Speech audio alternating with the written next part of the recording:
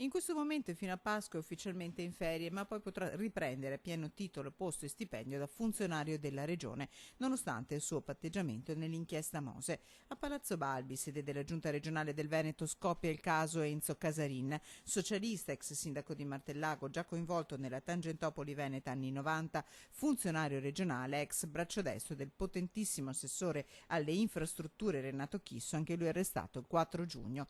Il 16 ottobre, con altri 19 imputati, tra cui Giancarlo Galan, Enzo Casarin ha patteggiato una condanna a 20 mesi e la confisca di 115.000 euro e adesso, terminata la sospensione, il reintegro in regione. Secco il commento del governatore Zaia: abbiamo le mani legate. Io sono stato il primo a porre la questione, la verità è un'altra, la verità è che per licenziare un dipendente devi applicare una legge, se la legge non ti permette di farlo, finisce che quel dipendente se lo mandi via a spintoni, ti ritorna reintegrato dal giudice del lavoro, come è già accaduto. La legge è chiara e parla di licenziamento per reati come corruzione, concussione e peculato solo nel caso in cui la sentenza sia pari ad almeno 3 anni di reclusione.